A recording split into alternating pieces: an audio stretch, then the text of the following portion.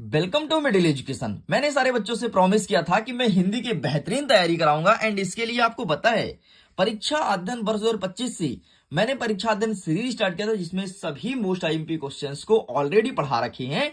चाहे आपका set number A I B C D E F कोई भी सेट आए, सब कुछ मैं बहुत अच्छे से बता रखा हूं। एंड मैं आपसे ये भी प्रॉमिस किया था कि 4 सेटों में अभ्यास प्रश्न लेकर के आऊंगा। एंड फाइनली ये रहा है आपके सामने पहला सेट। आगे बढ़ते हैं नेक्स्ट। ये रहा है आपके सामने दूसरा सेट। आगे बढ़ते हैं, जरा रुकिएगा। ये रहा है आपके सामने तीसरा सेट एंड और हम आगे बढ़ते हैं। ये रहा आपके सामने चौथा सेट। लेकिन अगर इन सेटों में मैं बात करूं तो यहां पर 2 सेटों का वीडियो ऑलरेडी अपलोड है। एक मैंने इस सेट का संपूर्ण सोल्यूशन का वीडियो अपलोड कर दिया है। अगर आपने नहीं देखा तो प्लीज जाइए जाकर के सारे क्वेश्चंस को बहुत अच्छे ढंग से देखिए और इसका सही उत्तर क्या होगा उसको भी जल्दी से देख लीजिए। एंड इतने में हम नहीं रुका, हमने दूसरे सेट का भी फुल सोल्यूशन अपलोड कर दिया है एंड ये रहा है आपके सामने। इसको भी जाइए जाकर के जल्दी जल्दी देखिए अगर आपने अभी तक नहीं देखा तो। फटाफट सारे क्वेश्चन को बहुत अच्छे ढंग से प्रिपेयर कर लीजिएगा। देख लो कुछ इस प्रकार से सारे क्वेश्चंस दिए गए हैं। एंड अब बारी है हमें तीसरे सेट की। एंड इस सेट का भी वीडियो अपलोड नहीं है, जल्द ही इस सेट का भी वीडियो अपलोड होने वाला है। तो अभी हम इसे साइड करते हैं एंड इस सेट को कवर करते हैं।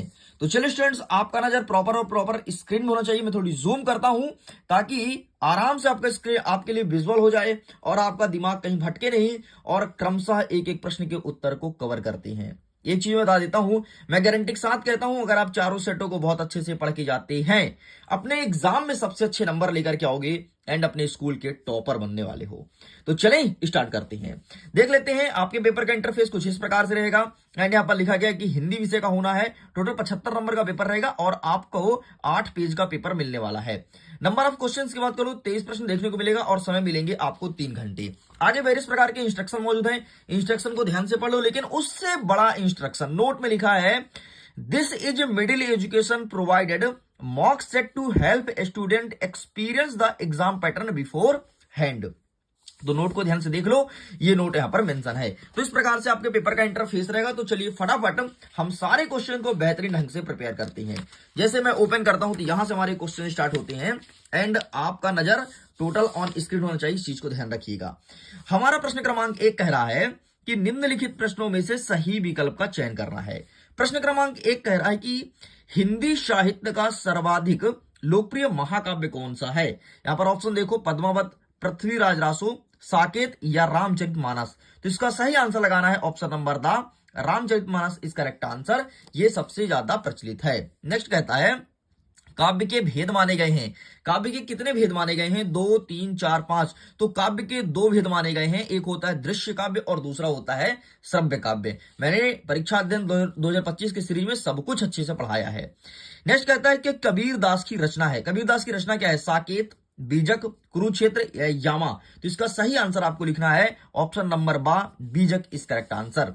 आगे बढ़ते हैं। नेक्स्ट चौथा नंबर कहता है कि कांजी हाउस पर चौकीदारी लालटेन लेकर आता था, मरने या फिर खाना देने या फिर हाजिरी लेने या फिर पानी देने। तो इसका सही आंसर लगाएंगे ऑप्शन नंबर सा, हाजिरी लेने आपका सही उत्तर हो जाएगा। आगे बढ़ते हैं। नेक्स्ट क्वेश्चन कहता है कि इस जल प्रलय में पाठ विधा है। ये क्या है भाई? यह कहानी है, रिपोर्टाज है, उपन्यास है या नाटक है। तो इसका सही आंसर आपको लिखना है ऑप्शन नंबर बा, reportage is correct answer. And आगे बढ़ते हैं। नेक्स्ट कह रहा है कि एकांकी में अंक होते हैं कितने? 1 होते हैं, 3, 5 या कोई नहीं। तो एकांकी में 1 अंक होते हैं, इसीलिए इसका नाम एकांकी पड़ा है। बाकी इन सब चीजों को आप पीडीएफ भी डाउनलोड कर सकते हो, लिंक डिस्क्रिप्शन बॉक्स में है, जाइए जाकर के इसके पीडीएफ को डाउनलोड कर लीजिए। विथ सोल्यूशन पीडीएफ मिलेगा। सोल्यूशन कैसे मिलेगा जरा आगे रुकिए, मैं एक एक चीज आपको दिखाऊंगा। हमारा प्रश्न क्रमांक 2 कह रहा है रिक्त स्थान की पूर्ति करो। डैश डैश डैश को हिंदी साहित्य का स्वर्ण युग कहा जाता है। तो यहां पर आपको लिखना है भक्ति काल को हिंदी साहित्य का स्वर्ण युग कहा जाता है। आगे बढ़ते हैं। मेरे नाना पक्के डैश डैश डैश माने जाते थे। तो मेरे नाना पक्के क्या माने जाते थे? साहब, अंग्रेज या दोस्त। तो मेरे नाना पक्के साहब माने जाते थे। आगे बढ़ते हैं। रामचरितमानस में डैश डैश डैश है, महाकाव्य, खंड काव्य, आख्यान। तो रामचरितमानस एक महाकाव्य है, ध्यान रखना। नेक्स्ट आगे बढ़ते हैं। मात्रिक छंद में डैश डैश डैश की गणना की जाती है। तो मात्रिक छंद में मात्राओं की गणना होती है। तो यहां पर आपको मात्रा कर देना है। आगे बढ़ते हैं। वे शब्दांश जो शब्द बनाते समय आरंभ में लगते हैं उसे क्या कहते हैं? वे शब्दांश जो शब्दों के आगे लगते हैं उसे हमेशा उपसर्ग कहा जाता है। तो यहां पर आपको उपसर्ग पे टिक करना है। नेक्स्ट कह रहा है कि करुण रस का स्थायी भाव क्या हो जाएगा? तो करुण का स्थायी भाव हो जाएगा आपका शोक। तो यहां पर आपको शोक लगाना है। आगे बढ़ते हैं। नेक्स्ट प्रश्न क्रमांक 3 कह रहा है कि निम्नलिखित जोड़ियों का मिलान कर लिखिए। मतलब सही जोड़ी को मिलाना है। एक साइड दिया है स्तंभ आ, दूसरा दिया है स्तंभ बा। ठीक है, तो आइए फटाफट इसे भी मिलाते हैं। यहां पर कह रहा है पहला नंबर लहासा की ओर, तो इसका सही आंसर आपका हो जाएगा राहुल संख्यातयन। ये हो जाएगा पहले का उत्तर। ठीक, तो यहां पर मैं लिख दिया पहला नंबर। नेक्स्ट कह रहा है कि माखनलाल चतुर्वेदी, तो इसका सही आंसर हो जाएगा आपका एक भारतीय आत्मा। तो हो जाएगा दूसरे नंबर का उत्तर। ठीक है, इसका इससे मैच होगा। नेक्स्ट कहलाता है रस का अंग, तो रस के अंग कितने माने गए हैं? 4 माने गए हैं। तो यहां पर ये हो जाएगा रस का अंग 4। ठीक है, ये आमने सामने हो जाएगा। तो तीसरे नंबर का उत्तर। नेक्स्ट कहता है रचना के आधार पर वाक्य, तो रचना के आधार पर वाक्य कितने प्रकार के होते हैं? तो रचना के आधार पर वाक्य होते हैं 3 प्रकार के। तो इसका आमने सामने कर देना। ठीक है, आमने सामने हो जाएगा। नेक्स्ट कहता है कि पंचवटी का आपका क्या हो जाएगा? यहां पर देखो क्या क्या बचा है ऑप्शन में, रतन, खंडकाव्य, महाकाव्य, फड़केश्वर नाथ रेणु। तो पंचवटी का आपको चुपचाप आमने सामने कर देना है। तो इसका सही आंसर आपका खंडकाव्य हो जाएगा 5वें का। नेक्स्ट कह रहा है कि घर का नौकर, तो घर का नौकर क्या हो जाएगा? रतन हो जाएगा। तो यहां से ये वाला हो जाएगा 6वां नंबर। ठीक, इस प्रकार से आपका पूरा आंसर होता है कंप्लीट। चलो आगे बढ़ते हैं नेक्स्ट पेज की तरफ एंड आगे के क्वेश्चंस को कवर अप करते हैं। ठीक है, सारे क्वेश्चन को बेहतरीन ढंग से प्रिपेयर कर जाना। इसके पीडीएफ को डाउनलोड करना है तो लिंक डिस्क्रिप्शन बॉक्स में है, जाकर के चारों सेट के पीडीएफ को डाउनलोड कर लो, जो कि टोटल फ्री है। ठीक है, तो जल्दी जाओ, जल्दी डाउनलोड करो और अपने फायदा उठाओ, पढ़ाई को बेहतर करो। चलो, हमारा प्रश्न क्रमांक 4 कह रहा है कि निम्नलिखित प्रश्नों का उत्तर एक वाक्य में दीजिए। पहला नंबर कह रहा है कि रसखान किसके अनन्य भक्त थे? तो रसखान जो थे वो श्री कृष्ण के अनन्य भक्त थे। तो यहां पर आपको लिखना है श्री कृष्ण। नेक्स्ट कहता है कि साहित्यिक पुरखी किसे कहा गया है? तो मुंशी प्रेमचंद्र को कहा गया। तो यहां पर लिखेंगे मुंशी प्रेमचंद्र। भाई बढ़िया पीडीएफ लेकर के आया हूं, अभी तुमको आंसर का पीडीएफ दिखाऊंगा, मजा आ जाएगा। ठीक, मुंशी प्रेमचंद्र।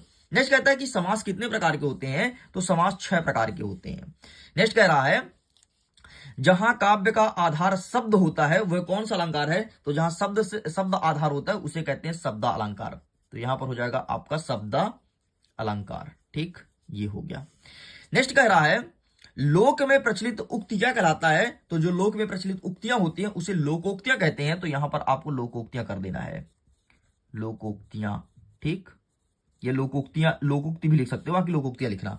नेक्स्ट कह रहा है कि शादी के बाद लेखिका मृदुला अगर कहां रहने लगी? तो ये कहां रहने लगी थी?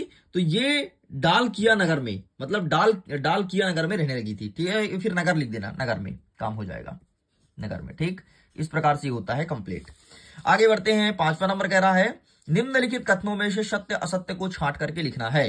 पहला नंबर कहता है कि सुमित्रानंदन पंत प्रकृति प्रेमी कवि थे। तो बिल्कुल ये बात सत्य है, ये प्रकृति प्रेमी कवि थे, सही कर देना।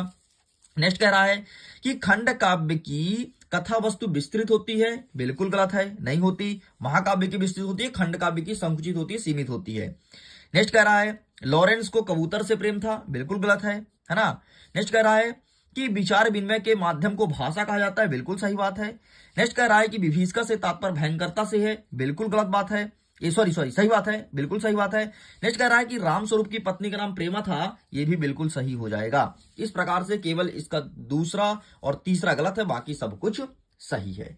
तो हमने इस 8 मिनट के वीडियो में वस्तुनिष्ठ तक पूरा कंप्लीट कर लिया है ना। काफी स्पीड से पढ़ रहे हैं और बस 8 मिनट और चाहिए। और 8 मिनट में अब हम आपको संपूर्ण प्रश्न का उत्तर दिखाने वाले हैं, बाकायदे एक एक चीज डिस्कस करने वाले हैं। तो चलो भाई फटाफट तैयार हो जाओ एक एक प्रश्न के उत्तर के लिए। हमारा प्रश्न क्रमांक 6 कह रहा है कि छायावाद की कोई 2 विशेषता बतानी है। प्रश्न 2 नंबर का है। अथवा कहता है कि पद्य साहित्य के इतिहास को कितने भागों में बांटा गया है, नाम लिखिए। तो आइए इसका आंसर देखते हैं। ये रहा हमारे पास इसका 100% एक्यूरेट आंसर। तो छायावाद की जो विशेषता बोला है तो ये लिखा है स्वच्छंदा प्रकट चित्रण। अथवा बात करते हैं तो पद्य साहित्य के इतिहास को 4 भागों में बांटा गया है, आदिकाल, पूर्व काल, उत्तर काल और आधुनिक काल या वर्तमान काल। इतना लिख के कंप्लीट करेंगे। आगे बढ़ते हैं। नेक्स्ट कह रहा है कि सुमित्रानंदन पंत अथवा माखनलाल चतुर्वेदी के भाव सौंदर्य की विशेषता बतानी है। ठीक है, प्रश्न कितने नंबर का है? 2 नंबर का है। तो आइए हम देखते हैं सुमित्रानंदन पंत और माखनलाल चतुर्वेदी। अच्छा, इसमें लिखा क्या क्या जाता है? अगर तुमसे भाव सौंदर्य बोले ना, तो भाव सौंदर्य मतलब इनकी रचना का भाव पक्ष कैसा था। अगर ये तुम लिख देते हो तो तुम्हारा काम हो जाएगा। ये रहा तुम्हारे सामने इसका आंसर, ठीक है। 7वें नंबर में ऊपर देखो, यहां पर आंसर दिया गया है और नीचे माखनलाल चतुर्वेदी दिया गया है। ऊपर किसका पूछा है? ऊपर पूछा आपसे सुमित्रानंदन पंत का, तो ये लिखा गया है 2 बिंदु और 2 बिंदु लिखा है माखनलाल चतुर्वेदी का। ये देशभक्ति और प्रकट प्रेम, बस इतना लिख के कंप्लीट करेंगे। नेक्स्ट कह रहा है हमारा 8वां नंबर कि कवि माखनलाल चतुर्वेदी को कोयल से ईर्षा क्यों हो रही थी, और अथवा में कहता है कि कवित्री ललब्ध का घर जाने की चाह से क्या तात्पर्य है। ये प्रश्न पूछा गया है, तो ये रहा इसका आंसर, ठीक। ये रहा प्रश्न क्रमांक 8 का उत्तर। कोयल स्वतंत्र है तथा स्वच्छंद होकर के उड़ती है, परंतु कभी काल कोठरी में कैद हो कोयल की गीतों को सुनकर लोग खुश होते थे, जबकि कवि को रोने में मन लगता था, ये फिर रोना भी आता था, ठीक। एंड अथवा में देख लो ललब्ध वाला, इसका आंसर कंप्लीट होता है। आगे बढ़ते हैं, प्रश्न क्रमांक 9 कह रहा है अरहर और सनई के खेत कवि पंत को कैसे दिखाई देते हैं। एंड यहीं पर अथवा में कहता है कि लता ने बादल रूपी मेहमानों को किस तरह देखा और क्यों। ये प्रश्न भी आपके 2 नंबर का है, तो आइए देख लेते हैं इसका सही उत्तर क्या हो जाएगा। तो ये यहां पर आंसर लिखा गया अरहर और सनई वाला, ठीक है। ये रहा और ये रहा, तो आप इसका स्क्रीनशॉट ले लो। चलो आगे बढ़ते हैं। नेक्स्ट हमारा कह रहा है प्रश्न क्रमांक 10 कि छंद किसे कहते हैं और छंद के प्रकार के नाम लिखो। अथवा में कहता है कि रस किसे कहते हैं और रस के अंग का नाम लिखो, ठीक है। ऊपर छंद पूछा है, नीचे पूछा है आपसे रस। तो आइए इसका आंसर दिखा देता हूं। ये रहा है आपके सामने छंद। वर्णों की संख्या एवं क्रम, मात्रा तथा गति नियोजित रचना को छंद कहा जाता है। ये होता है 2 प्रकार का, मात्रिक और वार्णिक। अब मैं बात करता हूं रस का, तो काव्य आस्वादन से उत्पन्न आनंद ही रस कहलाता है, और अर्थात कहानी, उपन्यास, नाटक, एकांकी शब्द लिखा है जो पढ़ने में आनंद की अनुभूति होती है, उसे रस कहते हैं। इसके 4 अंग होते हैं, स्थायी भाव, अनुभव, विभाव और संचारी भाव। ये लिखना है, ठीक है। नेक्स्ट आगे बढ़ते हैं। 11 नंबर कह रहा है कि अनुप्रास अलंकार की परिभाषा उदाहरण सहित लिखना है। प्रश्न कितने नंबर का है? 2 नंबर का है। अथवा में कहता है कि महाकाव्य और खंड काव्य में कोई 2 अंतर बताइए। आइए देखते हैं फटाफट 11 नंबर का उत्तर क्या हो जाएगा। तो ये यहां पर लिखा गया है, क्या लिखा है? जब कसी वड़ का बार बार आता है, और एक सेकंड ना, अनुप्रास अलंकार पूछा है ना, रुको यहां पर थोड़ी क्लियर नहीं लिखा, ठीक है। अनुप्रास अलंकार क्या होता है? जब किसी वर्ण की आवृत्ति बार बार आती है उसे अनुप्रास अलंकार कहते हैं। जैसे चारु चंद्र की चंचल किरणें खेल रही थी जलथल में, तो देखो चा चा चा चा। इसके अलावा एक दूसरा एग्जांपल सुनो, चंदू के चाचा ने चंदू के चाची को चांदनी की रात में चांदी चम्मच से चटनी चटाई, तो चा चा चा आ रहा है, बस वही अनुप्रास अलंकार है। आगे बढ़ते हैं। अथवा में महाकाव्य और खंड काव्य में अंतर बताओ, तो आइए दिखा देते हैं इसमें अंतर। ये लिखा गया है आपके सामने अंतर, ठीक है। महाकाव्य का 2 बिंदु और खंड काव्य का 2 बिंदु। बाकी आपको किस प्रकार से लिखना है, लाइन खींचना और इधर एक साइड महाकाव्य दूसरे खंड काव्य और लिख देना अंतर, ठीक है। ऐसे लिखना, पूरे नंबर मिलेंगे। आगे बढ़ते हैं। नेक्स्ट कह रहा है हमारा प्रश्न क्रमांक 12, एकांकी विधा की 2 विशेषताएं बतानी है। अथवा में कहता है कि कहानी और उपन्यास में कोई 2 अंतर लिखना है। तो आइए दिखा देते हैं फटाफट एकांकी विधा की विशेषताएं। तो ये रहा है आपके सामने एकांकी, ठीक है। एक सेकंड, हाँ ये रहा 12 नंबर का उत्तर। ये कहानी और उपन्यास में अंतर, ठीक है। एंड ऊपर वाला अवेलेबल नहीं है, एकांकी विधक विशेषताएं इसमें नहीं है। अथवा वाला देख लो, कहानी और उपन्यास में अंतर, ठीक है। ये छूट गया होगा टाइपिंग में, बाकी इतना आप देख सकते हो, इतना काम चला लो। ऊपर वाला अवेलेबल नहीं है, ठीक है। नेक्स्ट आगे बढ़ते हैं। 13 नंबर कह रहा है कि मुंशी प्रेमचंद्र तथा महादेवी वर्मा की भाषा शैली बताना है। मतलब एक आपको मुंशी प्रेमचंद्र बताना है, दूसरा बताना है आपका महादेवी वर्मा। तो आइए मैं दिखा देता हूं फटाफट। तो ये रहा है आपके सामने भाई साहब, सबसे पहले प्रेमचंद्र जी का देख लो, ठीक है। ये लिखा, ठीक। एंड ये शैली देख लो इनका। आगे बढ़ते हैं। अथवा में जो पूछा था भाषा शैली महादेवी वर्मा जी का, तो ये लिखा गया है, इतना लिख के कंप्लीट करेंगे, फिर आगे 14 नंबर का प्रारंभ हो जाएगा। आगे बढ़ते हैं। 14 नंबर कहता है कि किस घटना ने सलीम अली के जीवन दशा को ही बदल दिया। अथवा में कहता है कि कांजी हाउस में कैद पशुओं की हाजिरी क्यों ली जाती थी। ये प्रश्न पूछा गया है, तो आइए फटाफट देख लेते हैं। ये रहा, ठीक। सलीम अली क्या किए थे कि एक बार एयर गन लेकर के और खेलने निकले थे, तो गलती से गौरैया लग गया था, गौरैया पेड़ से गिर पड़ी थी और यहीं से उनका जीवन का दशा बदल गया कि अरे यार मैंने क्यों मार दिया, उनको बहुत अफसोस हुआ, ठीक है। एंड अथवा में क्या कहता है, काजी हाउस में कैद पशु की हाजिरी इसलिए जाती थी जिससे यह पता चल सके कि वहां बंधे हुए पशु ठीक से बंधे हुए हैं अथवा नहीं, और कोई पशु छूट करके भागा तो नहीं है, सब यहीं पर मौजूद है, इसलिए डेली हाजिरी ली जाती थी। आगे बढ़ते हैं। लेखक राहुल संख्यातन ने डाकुओं से बचाने के लिए कौन सा साधन अपनाया। एंड अथवा में कहता है कि महादेवी वर्मा उर्दू भाषा क्यों नहीं महादेवी वर्मा उर्दू फारसी भाषा क्यों नहीं सीख पाई। तो आइए सबसे पहले राहुल संख्यातन का देखते हैं आंसर। ये यहाँ पर लिखा गया, देखो, लेखक राहुल संख्यातन ने डाकू से बचने के लिए एक चतुराई भरा साधन अपनाया था। उन्होंने अपने साथी से भिखमंगे मतलब भिखारी का वेश धारण कर लिया था। डाकू क्या लूटेंगे भिखारी से।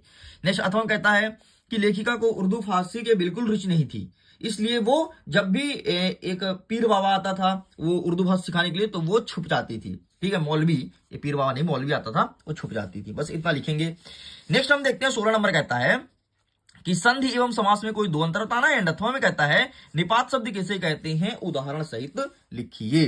तो ये रहा आपके सामने संधि और ये रहा आपके सामने अथवा। अथवा में निपात शब्द। ठीक है, संधि समास में अंतर देख लो, निपात शब्द देख लो, अच्छे से इसे प्रिपेयर कर लेना। आगे बढ़ते, नेक्स्ट कह रहा है हमारा 17 नंबर कि बाढ़ पीड़ित की मदद के लिए हर नाव पर क्या क्या सामग्री होनी चाहिए। एंड अथवा में कहता है लेखिका मृदुला गर्ग अपने नानी से क्यों प्रभावित थी। ये दो प्रश्न पूछा गया है। तो ये रहा आपके सामने इसका आंसर, प्लीज टिका स्क्रीनशॉट। 17 नंबर एंड अथवा वाला ये रहा, ठीक, ये ऊपर ये नीचे, दोनों का आंसर लिखा गया है। आगे बढ़ते हैं, हमारा 18 नंबर कहता है कि काव्यांश का संदर्भ प्रसंग सहित भावार्थ लिखना है। ठीक है, और ये यहां पर देख सकते हो इस प्रकार से काव्यांश दिया गया है। तो ये 2 लाइन है एंड अथवा वाला हम दिखाएंगे आगे के क्वेश्चन को। अथवा वाला क्वेश्चन ये रहा है आपके सामने। ठीक, तो चलिए फटाफट हम इसका आंसर देख लेते हैं। प्रश्न क्रमांक 18 का, प्रश्न क्रमांक 18 का यहां से आंसर स्टार्ट होता है। ठीक, 18 का देखो संदर्भ प्रसंग भावार्थ। ठीक, अथवा में बात करूं तो संदर्भ प्रसंग और भावार्थ पूरा पूरा लिखा गया है, स्क्रीनशॉट ले लीजिए। आगे बढ़ते 19 नंबर कहता है कि एक अगेन गद्यांश दिया है और इसका संदर्भ प्रसंग अर्थ बताना है। ठीक है, गद्यांश को देख लो, तिब्बत यात्री वाला पार्ट से है और 2 बैल पाले पार्ट से नीचे लिया गया है। ठीक, तो आइए देख लेते हैं 19 का सही उत्तर क्या हो जाएगा। तो ये रहा आपके सामने 18 का एंड आगे बढ़ते हैं। तो ये रहा 19 का स्टार्ट होता है, ये रहा संदर्भ, ये रहा प्रसंग और ये रहा व्याख्या। एंड आगे अथवा में देख लेते हैं, ये रहा संदर्भ, ये रहा प्रसंग, ये रहा व्याख्या। बस इतना लिख के आपको कंप्लीट करना है। आगे बढ़ते हैं, 20वां नंबर कह रहा है कि जल है तो कल है विषय पर अनुच्छेद लिखना है। एंड अथवा में कहता है कि वार्षिक परीक्षा की तैयारी पर पिताजी से किए गए संवाद को लिखिए। तो आइए दिखाते हैं, जल है तो कल है, ये रहा है आपके सामने, जल है तो कल है। ठीक है, ये अनुच्छेद इस प्रकार से लिखना है। अरे अनुच्छेद बहुत ही सरल होता है यार, अपने शब्दों में लिख दो जो तुमको समझ आए जल के बारे में, वही तो अनुच्छेद कहलाता है। ठीक, और अथवा में देखो ये रहा पिताजी से संवाद, ऐसे लिखना, पिताजी फिर बेटा, इस प्रकार से बातें हो रही है, इस प्रकार से पूरी बातें लिखना कि परीक्षा की तैयारी कैसी चल रही है। आगे बढ़ते 21 नंबर कहता है कि अपठित काव्यांश या गद्यांश को पढ़ना है, प्रश्न का उत्तर देना है। ठीक है, आओ देखते हैं फटाफट। हमारा जो काव्यांश है वो मानव जीवन के लिए मनोरंजन ही अत्यंत आवश्यक है। मनोरंजन से कार्य तथा साधन कुछ क्षण के लिए मानव जीवन के गहन बोझ को कम करके व्यक्ति में उत्साह का संचालन कर देता है। मानव सृष्टि के आरंभ से ही मनोरंजन की आवश्यकता प्राणियों ने अनुभव की होगी और जैसे जैसे समय व्यतीत होता गया वैसे वैसे नवीनता खोज इस अभाव को पूरा करने के लिए की गई। ठीक है, तो गद्यांश का उचित शीर्षक क्या है, तो मनोरंजन है। पहले उत्तर क्या हो जाएगा, मनोरंजन। ठीक, नेक्स्ट कहता है मानव जीवन के लिए मनोरंजन क्यों आवश्यक है। तो मनोरंजन के कार्य कुछ साधन क्षण के लिए मानव जीवन के गहन बोझ को कम कर देता है। तो मानव जीवन के गहन बोझ को कम करके व्यक्ति को उत्साह का संचालित कर देता है, इसलिए मनोरंजन आवश्यक है। ये रहा प्रश्न क्रमांक 2 का उत्तर। आगे बढ़ते हैं, उपयुक्त गद्यांश का सारांश क्या होगा। तो सारांश है कि पूरे इसे पढ़ो और जो तुम्हें समझ आए अपने भाषा में लिखो, वही तो तुम्हारा सारांश है। आगे बढ़ते हैं, अथवा हम देखते हैं कि समय का सबसे कहना है जीवन चलते रहना है, इसको मत बर्बाद करो, सदा काम की बात करो। फूल सदा मुस्कुराते हैं, हमको यह समझाते हैं जीवन हंसते रहना है, सुख दुख भी सहना है। कर्म ही जिसकी प्रीति है, सत्य से जिसको प्रीति है, प्रीत है, अंत में सब उसकी जीत है, समय भी उसकी मीत है। तो गद्यांश का शीर्षक क्या है, तो समय है। भाई समय का खेल के बारे में बताया गया, तो समय है। कह रहा है कि समय किसका मित्र है, तो समय उसका मित्र है जो समय को बर्बाद नहीं करता और सदा काम की बात करता है। उपयुक्त गद्यांश का भावार्थ मतलब अर्थ अपने शब्दों में जो समझ आए लिख देना। अच्छा, आज का आंसर अवेलेबल है, बाकी पीडीएफ को डाउनलोड कर लेना तो आंसर सब कुछ मिल जाएगा। ये रहा 21 नंबर का। ठीक, और ये अथवा चालू होता है, ये कंप्लीट होता है। आगे बढ़ते नेक्स्ट कह रहा है 22वां नंबर कि अपने विद्यालय के प्राचार्य को शाला शुल्क मुक्ति के लिए आवेदन पत्र लिखना है। अथवा कहता है कि प्रातःकाल शहर का लाभ उठाते हुए छोटे बेटे को पत्र लिखना है। ठीक, ये प्रश्न पूछा गया है भाई, इसका आंसर देख लेते हैं फटाफट। ठीक है, दोनों को अच्छे से प्रिपेयर कर लेना। स्क्रीनशॉट ले लो, ये रहा 22वें नंबर का, ठीक है, यहां तक कंप्लीट होता है एंड यहां से अथवा चालू होता है एंड यहां से लेकर के ये कंप्लीट होता है अथवा वाला। इस प्रकार से स्टूडेंट्स मैंने सब कुछ कंप्लीट कर दिया। 23वां नंबर देख लो, निबंध लिखना है रूपरेखा सहित, ठीक है। मैं कहता हूं कि आप विद्यार्थी अनुशासन इसे प्रिपेयर करो, क्योंकि स्वयं आप एक विद्यार्थी और अच्छे से लिख भी पाओगे। और दूसरा, अगर आपको प्रिपेयर करना है तो खेल का महत्व सभी सेटों में आएगा, चाहे कोई भी सेट हो। आपके एग्जाम में 6 सेट देखने को मिलेगा, मिडिल एजुकेशन आपको 4 सेटों में प्रोवाइड कराएगा। तो इस प्रकार से हमारा ये सेट भी कंप्लीट होता है। वीडियो पसंद आए तो वीडियो को लाइक कीजिए, अपने दोस्तों के साथ शेयर कीजिए और चैनल को सब्सक्राइब कीजिए। एंड इस प्रकार से आपका प्रश्न पत्र रहेगा, पूरा का पूरा प्रश्न पत्र कवर करा दिया गया है। एंड जल्दी एक वीडियो और देखने को मिलेगा, सो प्लीज जल्दी से उसे भी देखिएगा। मैं वीडियो एंड करता हूं। Thanks for watching.